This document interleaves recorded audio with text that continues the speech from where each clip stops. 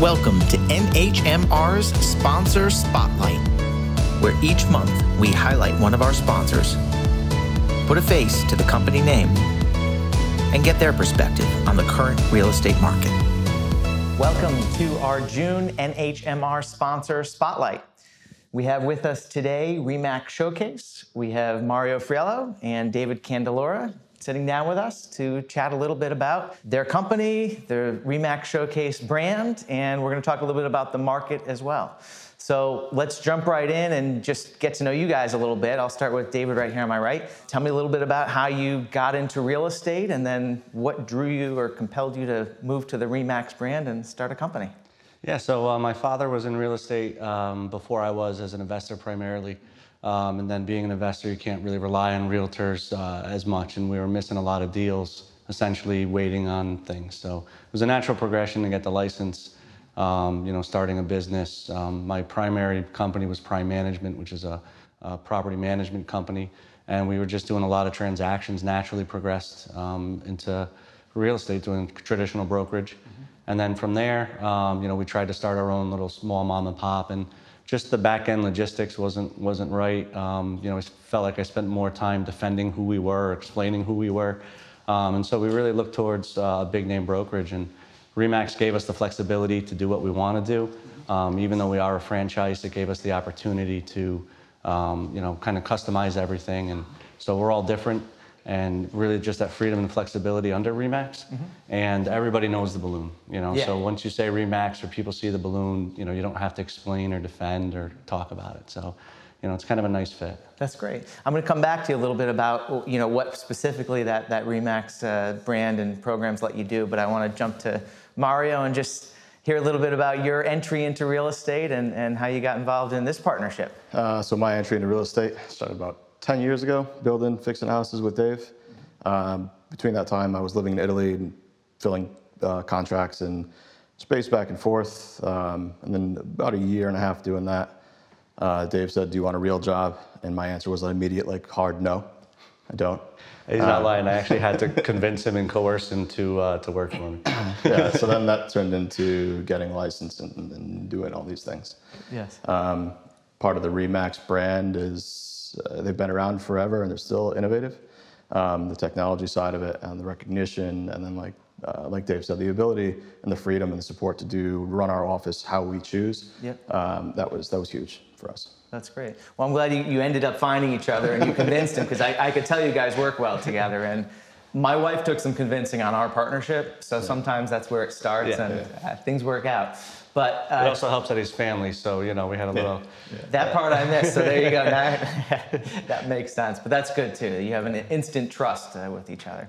So tell me a little bit more. So you guys are working together. Tell me a little bit more about the technology, the back end, the REmax, piece of this. What you like most about it. And I'm also interested to hear. This past year has been strange and difficult for everybody. It's been a unique experience. So I'm also curious what adaptations you made over this past year for yourselves, your own business, and for your realtors. For us, for a lot of agents, business as usual with a little twist.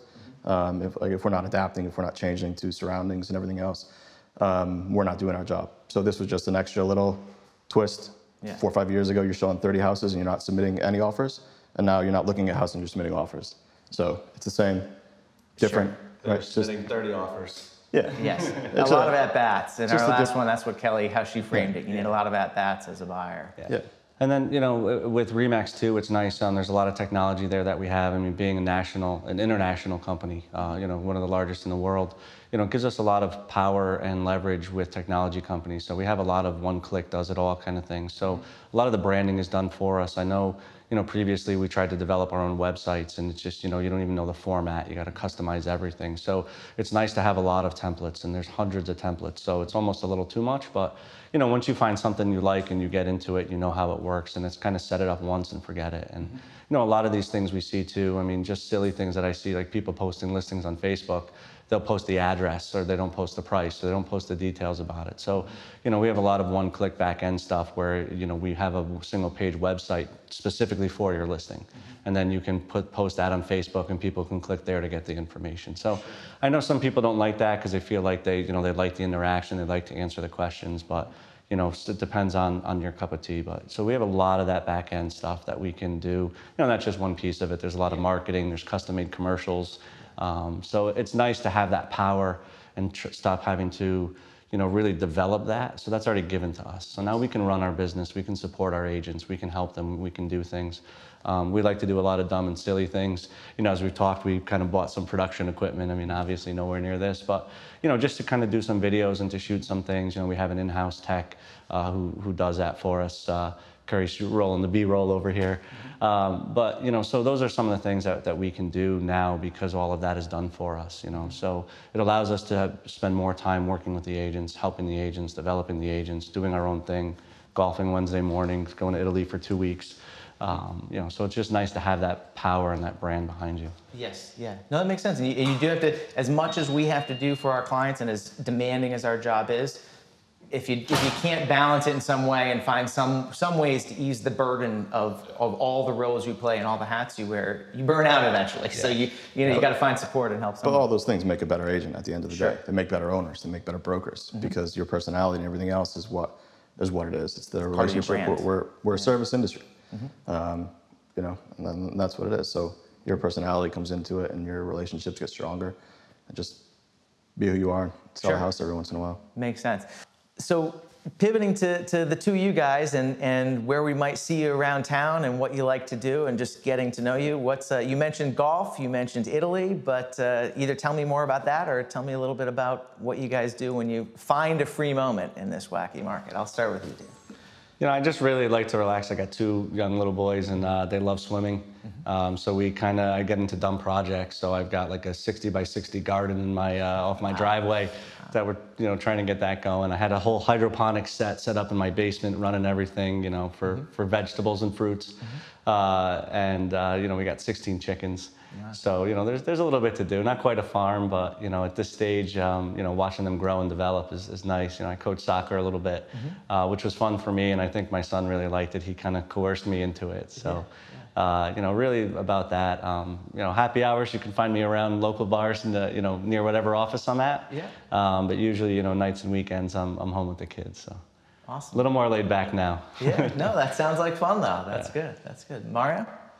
I try to leave the office as frequently as I can. So I'll try to go golfing once a week. If there's a soccer game on, I'll leave the office. Christopher Martin's, JP Dempsey's, any of the places on State Street, I'll try to be there for the soccer games when I can. If I'm golfing, you'll find me near the water and in the sand. Now, I'm going to ask you this first and put you around the spot. I'm putting everybody on the spot to name their favorite New Haven pizza place. And so, I mean, you're from the heart of this, or you've lived there at least. So I'm interested to know your answer. What is it? It's funny. So town I'm from in Italy, their place has been called the best in the world, like Michelin stars. It's been on Amazon show with Emeril Lagasse, like he's it. So New Haven pizza is very good. There's a lot of good spots around. It just depends on what you like. The different styles. And you didn't propose flying us out to film at that place? You're here at the board office? If you guys want to do it, we can go. So am I not going to get you on the hook for your favorite New Haven? No. You're not. Oh, wow. It's like picking your favorite agent, right? All right. Somebody else is going to feel bad. Well, let's see if we can get David to answer the question. I think it's where the pizza is. So, white clam pizza from Pepe's, I think, is the best. I really like Bar's potato pizza. What's the pizza place on Foster in New Haven? They got another 163. 163's got another good potato and bacon pizza. So I think it's really the pizza, where it is. I love Modern Leftover. So Modern seems to be the good breakfast pizza. It depends really on what we're going for. Well, we couldn't pin you down, but you spoiled for choices. You guys must be running for something down the line, so you're keeping your options open. Coming up next, we're going to have a discussion about market conditions and where we think things might land in the future. So stick around for our second segment with Mario and David from REmax Showcase.